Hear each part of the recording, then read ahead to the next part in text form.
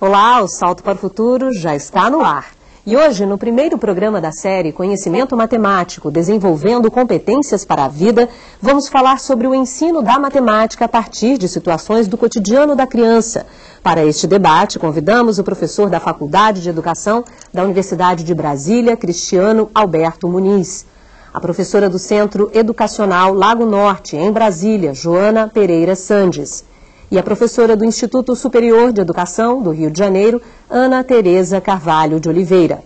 Contamos ainda com a participação do professor de matemática, Francisco Santos, direto do Maranhão. Participe você também do Salto para o Futuro.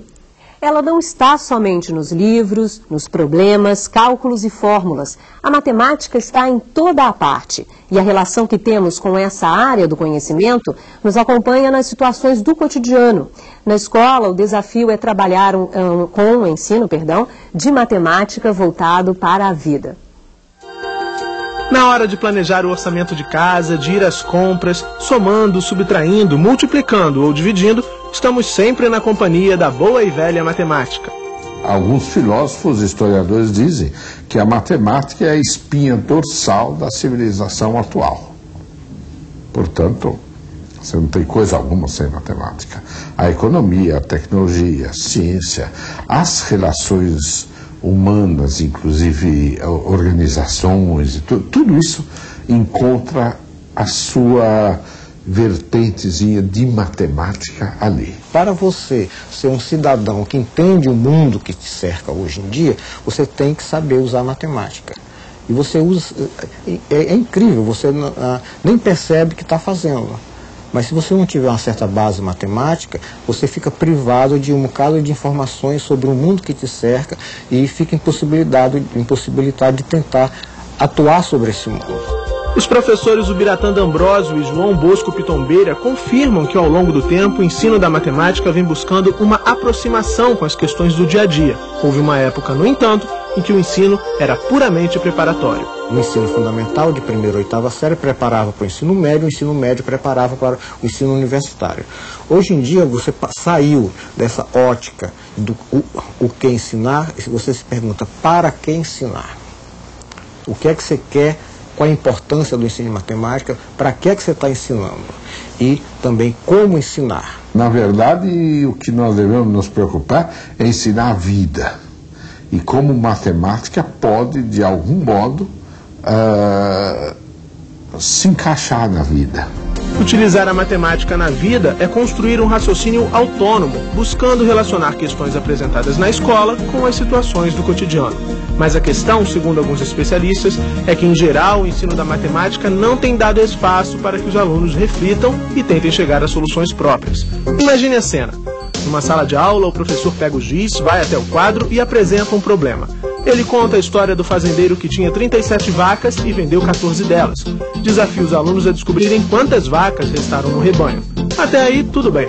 Só que logo em seguida, o professor determina a operação a ser realizada, uma subtração, e ainda faz a conta no quadro. É muito perigoso que a gente tenta subordinar a vida ao ensino da matemática.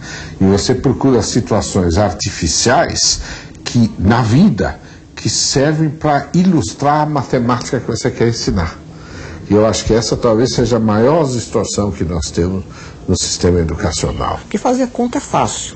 O difícil é saber, eu te dou uma situação, como é que a partir dali eu monto uma equação, resolvo a equação e chego à solução querida.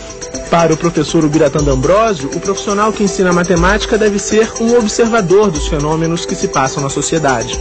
E junto com o aluno procurar explicações sobre o que está se passando.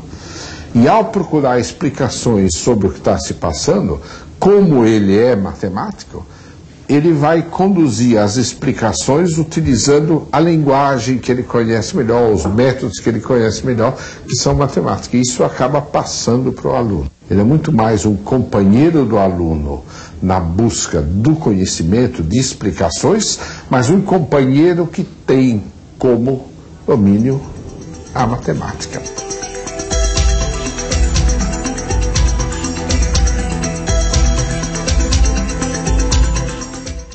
Bom, primeiro eu quero agradecer a presença de vocês hoje aqui no Salto para o Futuro, e eu acho que a pergunta que a gente pode abrir esse debate é a questão que traz o tema do programa de hoje, o que pode ser considerado, o que é considerado o ensino de matemática voltado para a vida, um pouco que o vídeo já encaminhou essa discussão. Professor Cristiano. Bom, inicialmente eu gostaria de agradecer o convite à participação do programa. E, na verdade, essa perspectiva, ela vem favorecer algumas mudanças fundamentais dentro do processo educativo.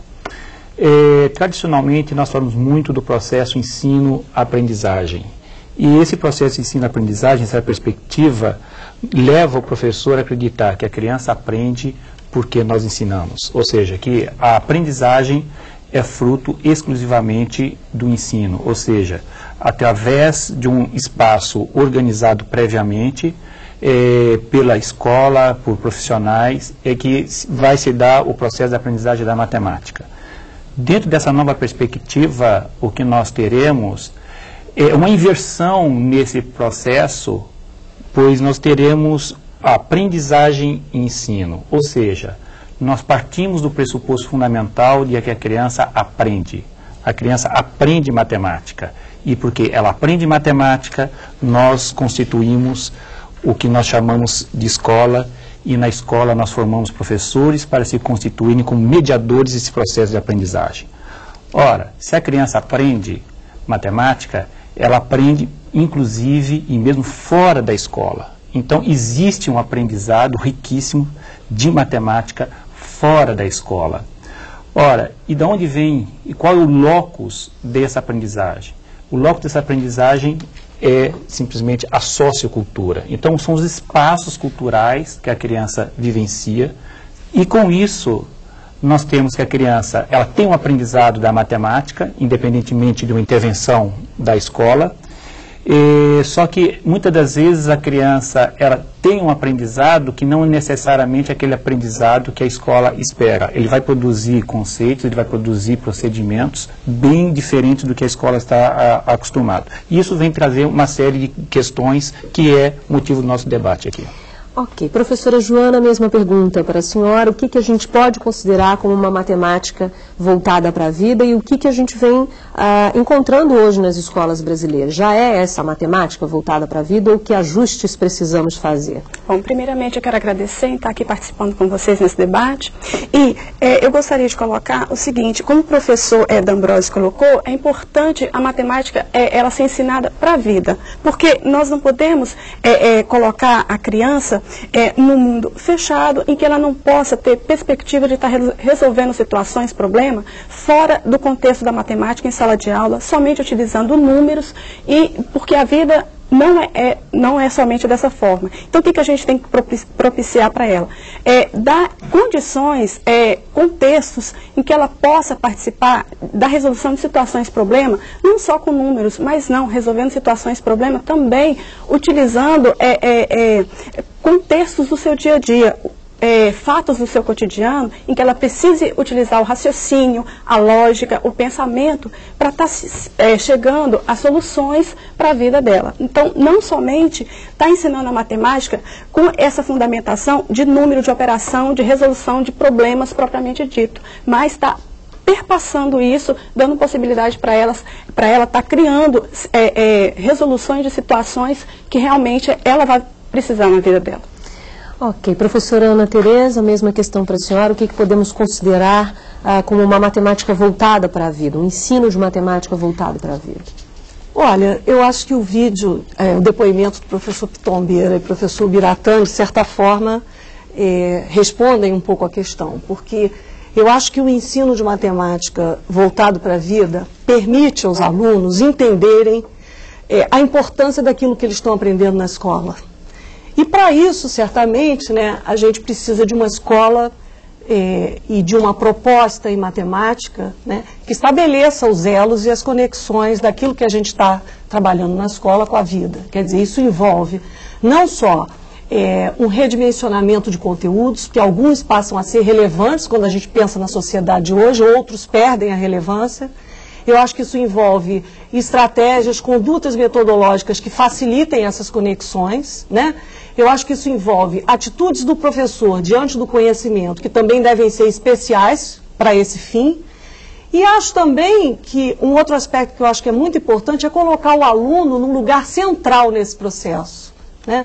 Quer dizer, que o aluno seja assim, um ser ativo na construção do seu conhecimento. Eu acho que a sociedade de hoje exige pessoas criativas, né? Que apresentem alternativas para problemas, e problemas também, porque os problemas ajudam a gente a transformar situações que não estão boas. Então, eu acho que essa pergunta, ela tem uma resposta muito ampla, que eu acho que ao longo do debate hoje, a gente pode atacá-la, né, de diferentes, por vários caminhos, mas eu acho que, em linhas gerais, eu acho que seria isso, seria a gente fazer uma matemática na escola com as crianças que permita com que eles entendam, né, as conexões que aquilo que a gente está trabalhando com eles tem com a vida e com a sociedade hoje.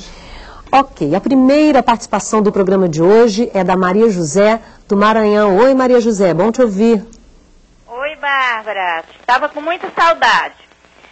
Gostaria de saber se o memorizar regras, o acúmulo de conteúdos e a pressão do professor para que haja aprendizado pode interferir no sistema psicológico do aluno e como? A pergunta é da cursista do teleposto da Unidade Integrada Rosiana Sarney. Boa noite e obrigada. Obrigada a você, Maria José, também estava com saudades, bom ouvir você e é claro que eu espero você durante toda essa semana, tá bom? Conto contigo. Professor Cristiano, essa questão que a Maria José traz é extremamente importante, né? O vídeo já aponta ali, até na hora que ele traz, quando o professor determina que tipo de operação a criança deve fazer ou não. Até que ponto o comportamento do professor, a maneira como ele conduz esse trabalho em sala de aula, interfere no aprendizado, claro, de todas as áreas, mas inclusive da matemática, né? Exatamente, Bárbara. Nós ficamos muito felizes com a questão que a Maria José trouxe, porque essa é uma realidade dentro do processo pedagógico. O professor, quando ele planeja a sua ação educativa, ele vai com muita ansiedade de forma que ele espera que o aluno produza um determinado procedimento já pensado pelo professor. Então, quando o professor ele passa uma situação para a criança, o professor espera que a criança dê como resposta aquele procedimento concebido pelo professor. E, dessa forma, a criança acaba abandonando as suas formas mais naturais, mais espontâneas de fazer matemática.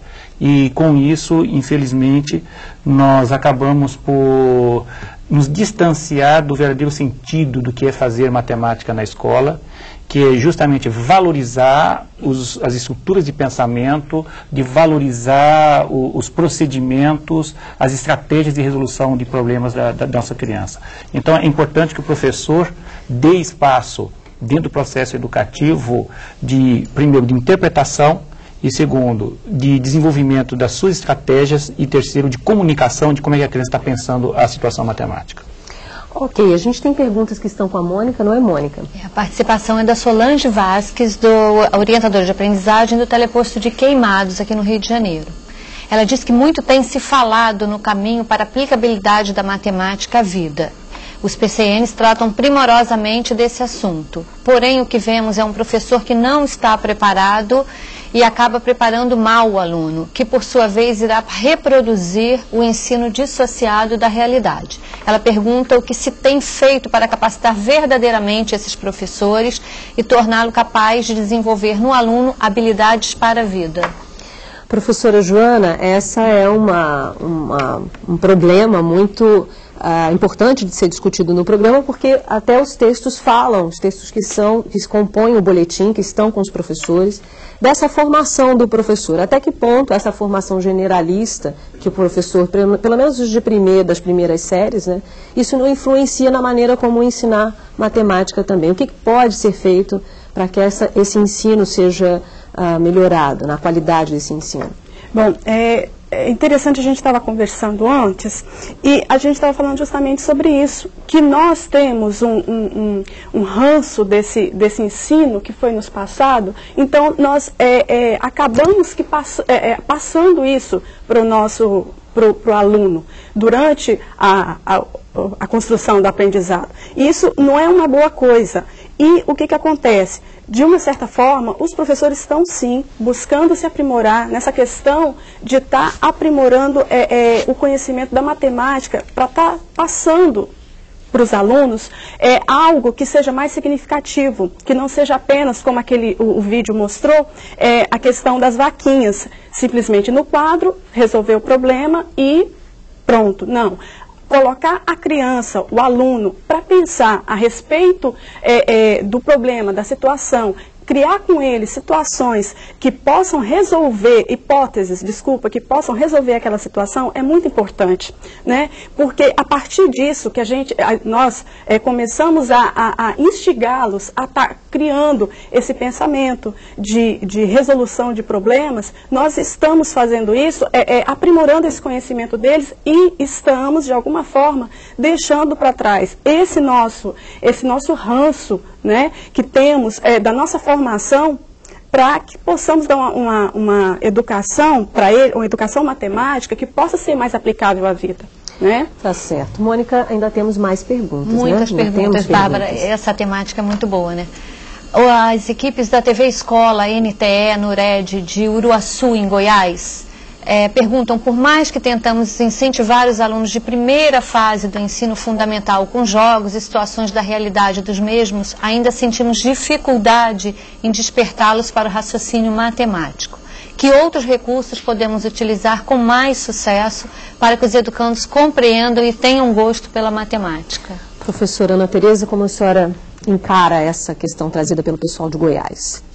Olha, a questão assim do maior sucesso, eu acho que é muito perigoso a gente afirmar, né, que estratégia metodológica, que caminho traria maior sucesso no sentido de cativar o aluno para aprender matemática. Eu acho que a pluralidade de caminhos talvez seja uma boa saída. Quer dizer, não só os jogos, mas eu penso assim em diferentes coisas que a gente poderia fazer na sala e que poderiam ajudar os alunos a desenvolverem o gosto pela matemática e entenderem um pouco, que é a essência do nosso debate aqui hoje, as conexões da matemática com a vida. Então, por exemplo, eu entendo que o jornal é um material riquíssimo para a gente trabalhar a matemática nessa perspectiva de articular a matemática com a vida real. Então, eu acho que por exemplo, a gente tem condições de fazer atividades super interessantes com coisas de jornal, do caderno Economia, que são perfeitamente acessíveis para alunos das séries iniciais do ensino fundamental. Quer dizer,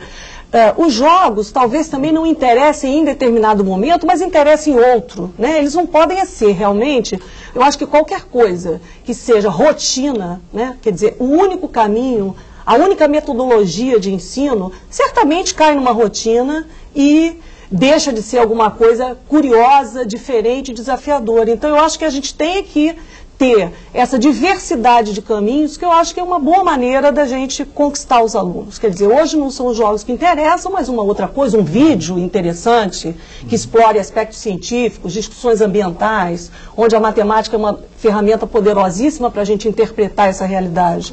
Até para não cair, como disse o professor Biratã no primeiro vídeo, vamos trazer alguma coisa apenas para ilustrar, que não faça essa conexão mesmo com a vida, como a senhora mencionou, né? Porque existe aí também um risco de trazer alguma coisa que não faz parte desse cotidiano da criança apenas para ilustrar, para tentar fazer uma suposta conexão que não há, né?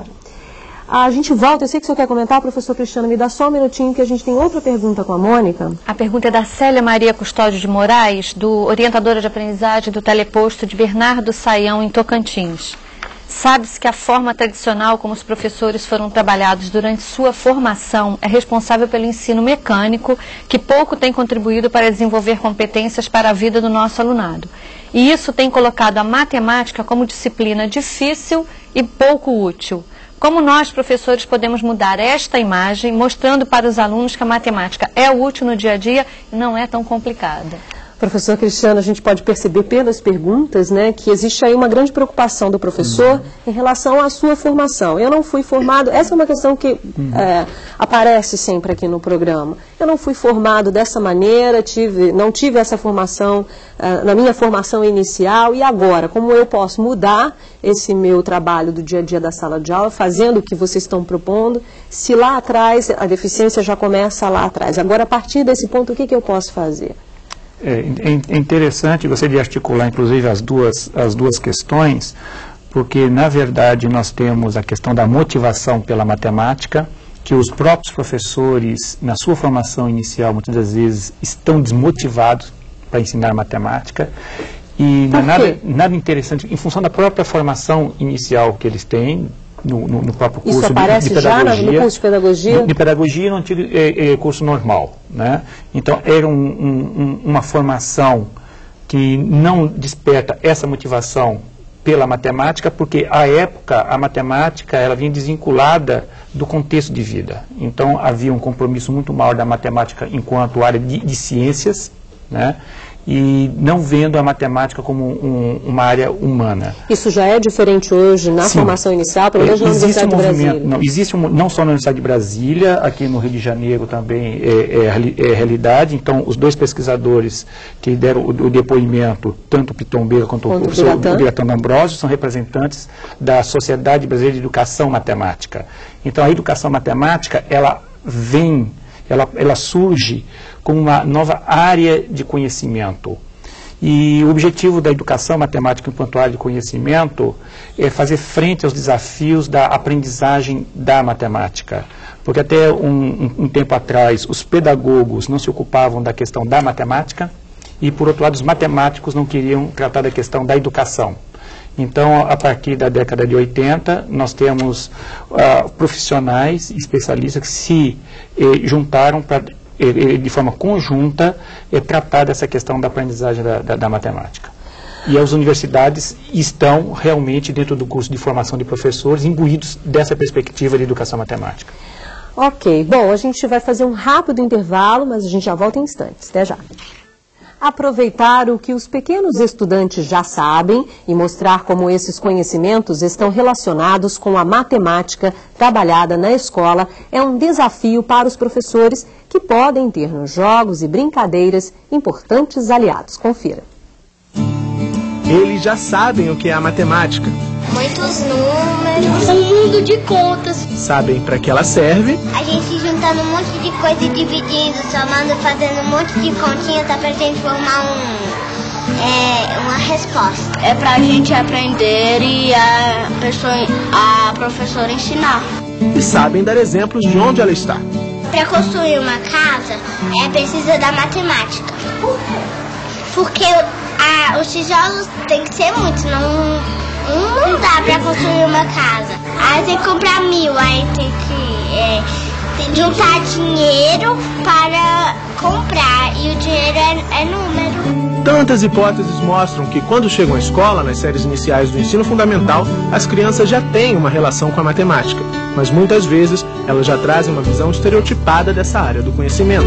Porque eles chegam na escola, a preocupação deles é no contar, no somar, no dividir, multiplicar, fica só em cima disso, resolver probleminhas. E, na verdade, esse universo da matemática ele é muito mais amplo do que isso, ele vai além. Então, na verdade, essa dúvida que ele traz é um medão de como poder fazer associações, sendo que essa matemática da escola só me permite, ela só me limita. A intenção não é confundir a criança, e sim trazer a matemática que ela já tem no dia a dia para a escola, e não para que não haja essa fragmentação da matemática cotidiana com a matemática da escola. Ultrapassar uma concepção tradicionalista de ensino é um dos principais desafios dos professores. Mas eu acho que se nós mudarmos essa visão, trabalhar muito concreto, brincadeira, não precisa ser coisa cara, né? Trazer a sucata de casa mesmo, eles vão crescer, vão evoluir muito mais do que a nossa geração, com certeza. A forma escolhida pelo professor para abordar os conteúdos é fundamental para que a criança consiga estabelecer relações entre a matemática e o seu dia a dia. A gente não chega na sala de aula e faz uma lista de números no quadro e decora aquela sequência e acha que a criança aprendeu o número. Não. É preciso uma relação com o mundo. Então eu preciso contar bolinhas, eu preciso amassar bolinhas, eu preciso contar palitos, eu preciso contar os galinhos da árvore para eu estar construindo essa relação. Porque construir número é construir a relação com a quantidade. Investir numa abordagem lúdica dos conteúdos de matemática, além de tornar a aula mais descontraída, também pode contribuir para dar significado à aprendizagem. A gente percebe que as crianças têm uma relação muito boa com a matemática. Desde pequenininho, essa coisa do brincar, do contar, do par ou ímpar, de quantos jogadores num time, quantos jogadores no outro. Então, a matemática está presente nas brincadeiras das crianças, né? Quando eles adentram o espaço escolar e a escola tira esse lúdico da matemática, aí as crianças passam a não gostar mais da matemática. Então, o lúdico faz parte do universo infantil. Trazendo isso para a matemática, fica mais fácil de mostrar para eles as formas que eu tenho de encontrar esses resultados ou de construir caminhos para chegar a esses resultados. As mudanças na forma de trabalhar os conteúdos de matemática nas séries iniciais do ensino fundamental têm origem, principalmente, na postura do professor. Bom, o professor ele tem que ter um domínio daquilo que ele está trabalhando, mas é fundamental que ele compreenda os processos de construção das crianças. Então, não adianta só eu ter domínio de conteúdo e estar transmitindo conteúdo. Eu tenho que ser alguém que está transitando entre as crianças, que está acolhendo as diversas possibilidades de pensamento, de estruturas psicológicas que as crianças apresentam. A gente está sempre atenta às questões que surgem entre eles. A gente está assim, prestando atenção para poder fazer a intervenção adequada. Por exemplo, ou eles perguntam quando estão com alguma dúvida e eu posso ir para o quadro, né, fazê-los pensar sobre aquilo, ou eu pergunto a uma outra criança que pode ajudar. Porque o que acontece? A linguagem da criança também facilita muito nesse momento. Uma criança, às vezes, tira a dúvida da outra melhor do que eu mesma.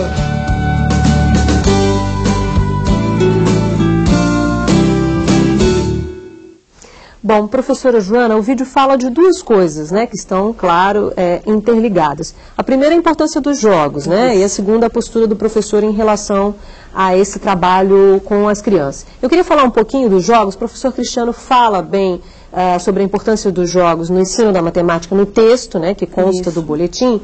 E eu queria perguntar a você, que você falasse um pouquinho dessa importância. Ele fala de duas coisas que são os jogos espontâneos e os jogos produzidos ou criados pelos professores. Como é que você articula essas duas possibilidades de trabalho?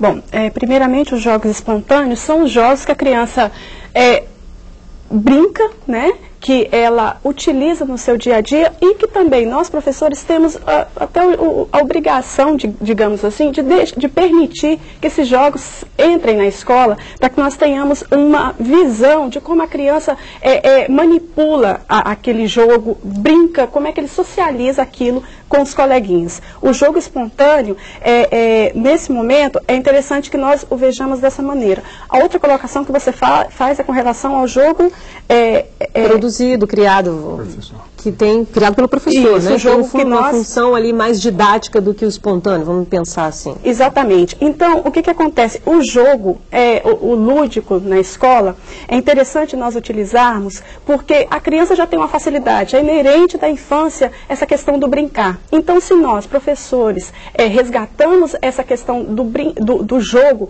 e colocamos ali um conteúdo a ser trabalhado, então esse conteúdo fica muito mais prazeroso, fica muito mais agradável e com certeza a criança vai ter uma melhor assimilação, vai ocorrer, esse conhecimento vai ser adquirido de uma forma muito mais gostosa por ela. Tá certo. A Márcia aqui do Rio de Janeiro já aguarda a gente. Oi, Márcia.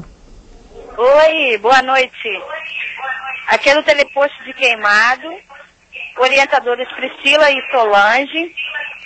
É incomum ver alunos remungando quando percebe que a aula é de matemática. A pergunta é: o que podemos fazer para acabar com este fantasma das crianças? Márcia, obrigada pela sua participação. A gente ouviu um retorno por trás aí da sua voz. Quando for assim, baixa só um pouquinho o volume, que aí você consegue falar com a gente e ouvir a gente melhor, tá bom? Obrigada, eu te espero amanhã, ok? Professora Ana, ela falou resmungando. É comum ouvir as crianças resmungando quando tem alguma situação, quando tem alguma proposta de atividade com a matemática. Olha, eu sou assim otimista e positiva em relação à matemática. Eu acho que as crianças resmungam também às vezes em outros momentos, né? Eu acho que o resmungar faz parte, porque eu acho que a gente não pode dizer que a escola não tenha momento nenhum de se impor limites. Eu acho que isso faz parte, né, da vida, e a escola conectada com a vida, não tem como não tratar dessas questões. Quer dizer, há sempre algum momento que a gente precisa fazer alguma coisa que a gente gostaria de não fazer naquela hora, né? Agora, o que eu acho que a gente precisa se preocupar, né, sempre, e também não julgar por questões isoladas, às vezes é um aluno, são 2 alunos que naquele momento estão um pouco mais dispersos, mas não significa que a gente está propondo alguma coisa cansativa ou que esteja sendo pesada. A gente às vezes precisa também atrair determinados alunos com algumas atividades diversificadas. Toda a classe é muito heterogênea. E eu acho que isso é muito rico para a gente trabalhar, né? Não só em matemática, como em qualquer área do conhecimento. Então, às vezes, o resmungar pode ser devido a gente estar tratando de alguma coisa que já seja banal, por exemplo, para aquelas crianças que já estejam numa etapa do desenvolvimento delas um pouco mais à frente. Então, eu vejo também como uma coisa bastante assim, necessária que a gente trabalhe com atividades diversificadas numa classe de muitos alunos, que em geral é a realidade do nosso trabalho como professor, né? Então, aquele aluno naquele momento pode estar desinteressado, mas a gente pode atingir os nossos objetivos com ele, da mesma forma que com os outros, através de uma outra atividade. Então, enquanto 4 ou 5 trabalham em cima de determinado problema, 2 ou 3 que não estão motivados naquele momento para aquele tipo de atividade, podem estar envolvidos com uma outra coisa que cumpre também com os fins, né, do trabalho em matemática, da aprendizagem em matemática, e a gente pode trazê-los para aquilo que a gente quer. Então, eu acho que a gente estar atento para essa diversidade de caminhos que a gente até já tocou no início do nosso debate. Ok, a gente volta com a Mônica, que tem mais perguntas. Eu tenho outra pergunta da equipe da TV Escola, NURED e NTE de Uruaçu, Goiás. Como bem coloca o boletim, os alunos de hoje vivem em uma sociedade tecnológica e conturbada, o que exige uma mudança na estrutura do sistema educacional. Pensamos que as mudanças já iniciaram de uma maneira tímida através das várias reformas que vêm sendo instituídas. De uma forma geral, disciplinas como língua portuguesa, história, etc., já vêm tentando modificar a sua estrutura de trabalho a partir da contextualização.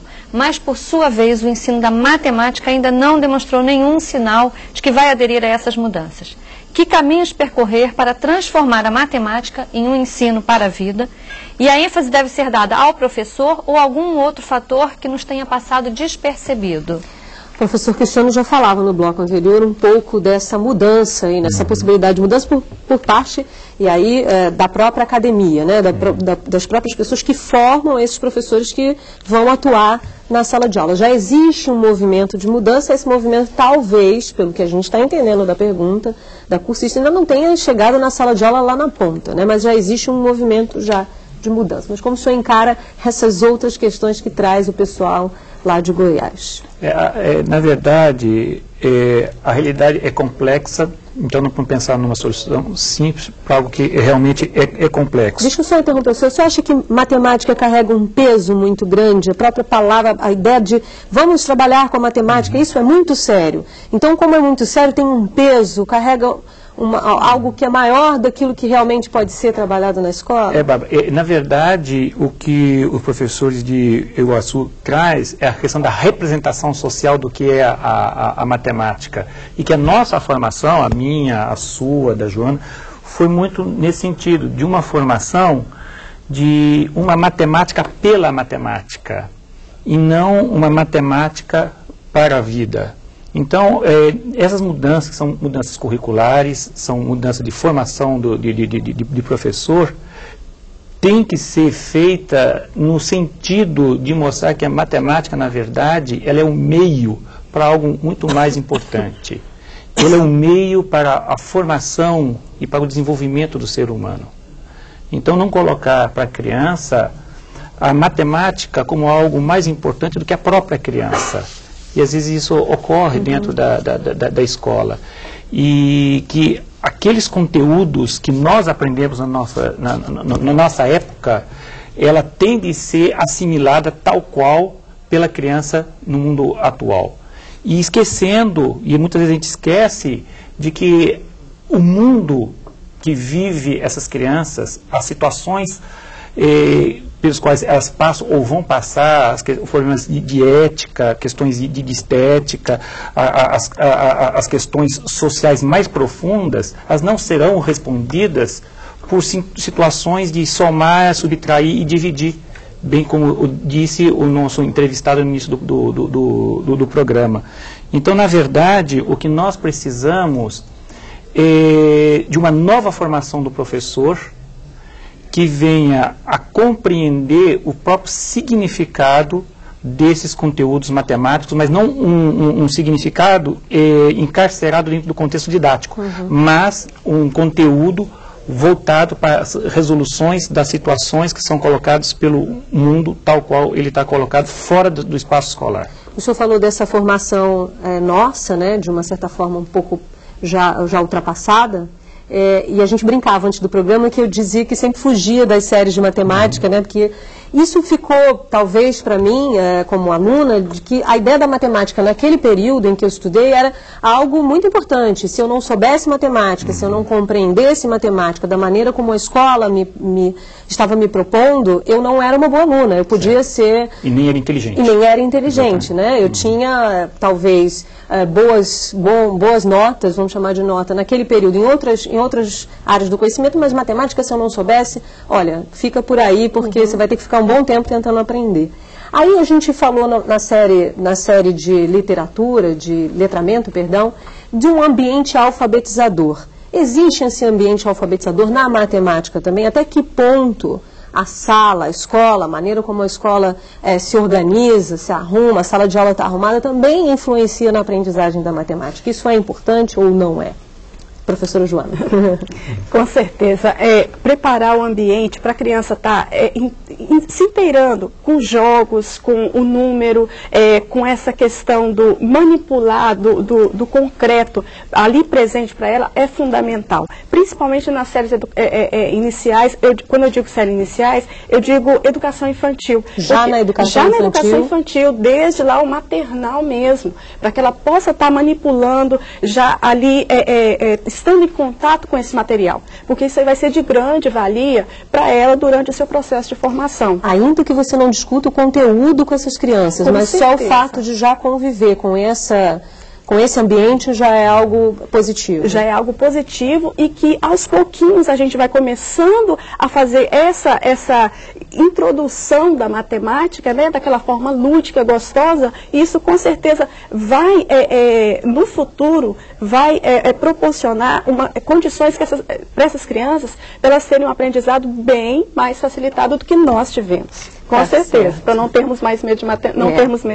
Então, não vou fugir mais das séries, tá? Eu prometo. A gente vai para o Maranhão falar com o professor Francisco. Oi, professor. Tem se falado bem da matemática para a vida. E a resistência na aplicação dessas práticas em sala de aula pode ser da qualificação do professor, ou o professor pode improvisar mediante o ambiente que lhe rodeia. O tipo de clientela pode influenciar nesse processo ensino-aprendizagem? Professora Ana, fique à vontade. Olha, eu acho que tudo pode influenciar, né? Eu acho que as relações sociais que se passam dentro da sala de aula, né, entre professores e alunos, entre professor de matemática e os alunos, eu acho que elas são múltiplas, né? E é uma trama realmente muito complexa, como o Cristiano colocou há poucos momentos atrás. Agora, você toca aí na questão da qualificação. Eu acho que não tem a menor dúvida de que a gente, em função das tendências atuais do ensino de matemática, né, de tudo isso que a gente hoje em dia considera que é importante acontecer na escola, para os alunos gostarem de matemática e aprenderem matemática, certamente exige uma outra formação do professor. Mas eu acho que a gente já tem esforços expressivos e significativos nos cursos de formação visando a formação desse professor, né? Eu dou aula em curso de formação e comparo, né, o curso no qual eu dou aula, no qual eu faço pesquisa, com o curso que eu tive como professora, e eu acho que a gente já tem avanços e conquistas significativos. Então, a questão da qualificação eu acho fundamental. Agora, tem um outro aspecto que eu acho que a gente não pode esquecer, que é o seguinte: a formação inicial, ela realmente em nenhum contexto vai dar conta de tudo. A gente tem que ter a clareza da importância da formação contínua, dos espaços em que a gente, após a formação inicial, continua sentando juntos para pensar nas questões relacionadas ao ensino de matemática, né, aquilo que a gente ainda precisa mudar. Eu acho que as demandas vão mudando, a sociedade avança, e por melhor que seja a qualificação inicial do professor, ela não dá conta, né? Quer dizer, esses espaços, como o Cristiano colocou, os encontros que a gente promove, são espaços assim muito ricos para a gente mexer no trabalho da gente, tomar consciência das coisas que a gente ainda precisa mudar, que a gente ainda precisa avançar, né? Então, eu acho que a questão da qualificação é realmente um ponto importante. Que a gente Mas há como modificar isso participando, fazendo, dando continuidade à sua formação, né? Sem dúvida, porque a gente habilita, né? O professor, a gente sai da formação inicial, habilitado, né? Quer dizer, legalmente, a gente tem condições de estar dentro da sala de aula, trabalhando com o aluno, seja qual for a etapa da escolaridade dele, em função daquele curso que a gente fez, ou uma licenciatura em matemática, se for o caso de um professor para etapas mais avançadas, ou um curso de pedagogia, ou um curso normal, como a gente já teve durante muito tempo, para trabalhar com as séries iniciais e com a educação infantil. Mas certamente, né, qualquer que fosse o nosso contexto, a nossa formação continua se dando. Isso, a própria sala de aula tem um espaço como permanente de formação, como diz Paulo Freire, né? Nós temos que estar a todo momento, acho, um pouco desarmando. Eu acho que o professor, quando pensa em matemática, ele está muito armado em sala de aula. Isso. Então, deixar a sociocultura entrar na sala de aula, fazendo jogos de simulação, de compra, de venda, deixando a criança efetivamente medir o espaço, né, trabalhando com calendário no dia a dia, e com isso nós queremos verificar até que ponto o professor ele pode aprender com seus próprios alunos e redescobrir aí uma outra matemática que é muito diferente da matemática do qual ele foi formado inicialmente. Ok, a gente volta com a Mônica, que tem outra pergunta, não é, Mônica? A professora Irene, aqui do Rio de Janeiro, quer saber o que significa metacognição e como aplicá-la na prática. Professor Cristiano, acho que ela faz referência ao seu texto, né? Consta lá. Certo, esse é um termo que gera muita discussão, muita inquietude por parte do professor, porque, na verdade, quando uma criança é lançada num contexto de situação-problema, nós dizemos que ela está no espaço de cognição. Então, ela está em pleno processo de elaboração, reelaboração de estrutura de pensamento, tentando mobilizar os seus conceitos e, como a própria criança diz no vídeo, tentando fazer continhas para produzir uma resposta. Isso que ele aprende rapidamente, que ele tem que dar uma resposta. Então, esse é o espaço da cognição, que é do pensamento. Enquanto a matemática ele é um ato eminentemente solitário, nós ficamos só no espaço da cognição. Mas aprender matemática é muito mais do que isso. É comunicar suas ideias, é confrontar suas ideias, é desenvolver um poder de argumentação. Então nós precisamos passar por um espaço da metacognição. O que é a metacognição? É o pensar como eu pensei. Eu não posso chegar para a Mônica, para a Joana, para a Tereza e dizer, olha, a minha resposta está certa simplesmente, a sua está errada. Porque eu tenho que chegar para a Joana e falar, Joana, eu fiz assim, assim e assado. E dizer isso para a Joana significa de eu pensar como eu pensei. E o pensar como eu pensei é o espaço da metacognição. Então, todo momento em que a escola propicia um espaço de registro da produção matemática, da comunicação e do confronto, nós estamos lançando a criança e o professor no espaço da metacognição. E é só no espaço da metacognição que nós podemos realmente garantir um espaço onde o aluno, a criança, o jovem, o adulto vai tomar consciência dos procedimentos que ele mobilizou para produzir uma solução da situação-problema. Então, o que é, em síntese, metacognição? É o pensar como eu pensei. Como é que eu pensei para chegar a uma solução? Sendo ela válida ou não, certa ou errada. Ok, a Regina do Pará já aguarda. Olá, Regina. A pergunta seria a seguinte: como trabalhar a matemática através do lúdico? Joana já falou um pouquinho no bloco anterior, por favor, Ana. Eu inclusive vou juntar as duas coisas, porque me ocorreram coisas quando o Cristiano falava sobre a questão da metacognição, né? A importância que o jogo como atividade lúdica ganha nesse processo de desenvolvimento, né, da metacognição. Porque quando você pensa em falar sobre as suas cognições, sobre aquilo que você conhece, né, o jogo se torna um momento assim, muito privilegiado para isso, porque você precisa se colocar diante do seu companheiro, você precisa justificar as suas tomadas de decisão, você precisa negociar os seus pontos de vista, você precisa validar os resultados e os caminhos que você escolhe, né? Então, é assim, de uma importância que eu considero super importante nesse processo, as atividades compartilhadas, as atividades em grupo, e o jogo é um momento desse, né? Onde você joga num grupo e onde todas essas operações mentais estão em questão.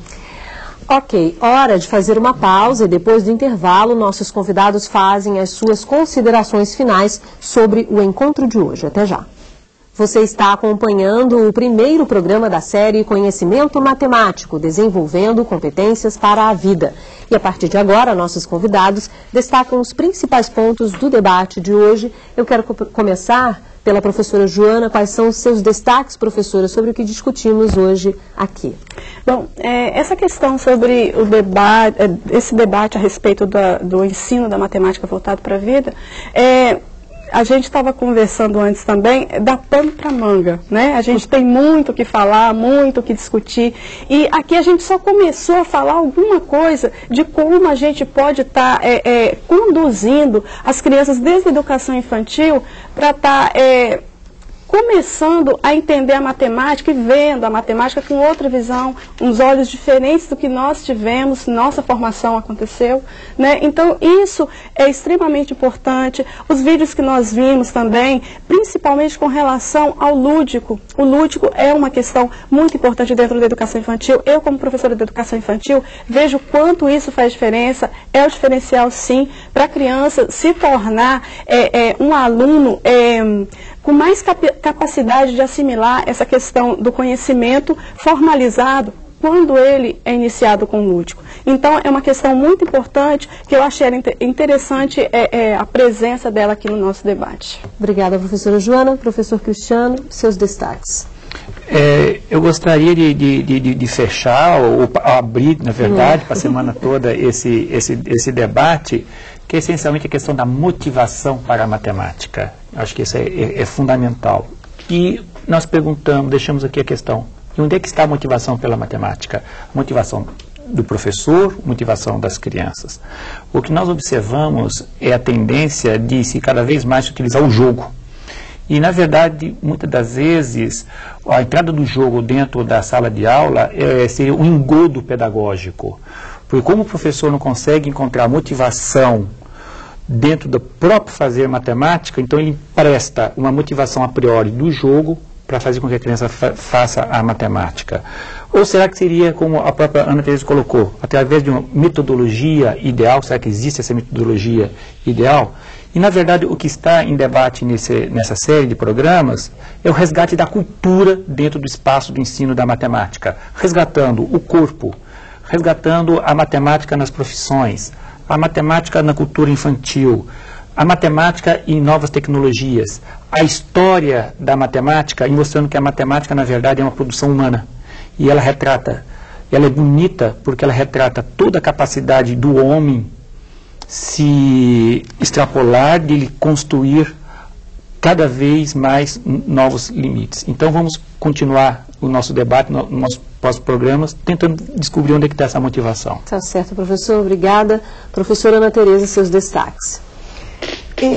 Eu deixo aqui também, né, como alguma coisa para ser pensada ao longo dos programas da semana, né, que todos vão ser voltados para a questão da matemática voltada para a vida, que a gente tenha bastante cuidado ao pensar nessas conexões com a seguinte questão. Eu acho que quando a gente defende uma matemática curiosa, interessante, prazerosa, motivadora do aprender, né, matemática, em momento nenhum a gente está deixando de dar importância ao aprofundamento conceitual que os alunos precisam ter e da sistematização dos conteúdos que a gente precisa fazer com ele na escola.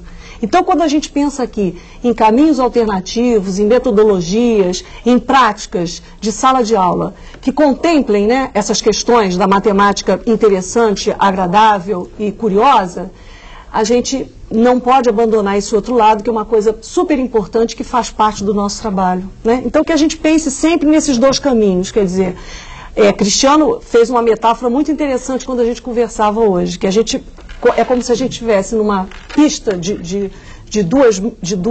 uma pista de duas pequenas pistas, onde a gente, ao mesmo tempo que a gente aprofunda conceitualmente, a gente utiliza a sociocultura e etc e tal. Obrigada. Bom, o primeiro programa da série Conhecimento Matemático Desenvolvendo Competências para a Vida fica por aqui. Eu quero agradecer as presenças do Cristiano Alberto Muniz, professor da Faculdade de Educação da Universidade de Brasília, da Joana Pereira Sandes, professora do Centro Educacional Lago Norte, em Brasília, e da Ana Tereza Carvalho de Oliveira, professora do Instituto Superior de Educação do Rio de Janeiro. Eu agradeço também ao professor de matemática Francisco Santos, que participou direto do Maranhão. Você pode ter acesso aos textos referentes a esta série na nossa página na internet. Anote o endereço www.redebrasil.tv.br/salto. No Salto para o Futuro de amanhã, vamos discutir a alfabetização com os números. Até lá!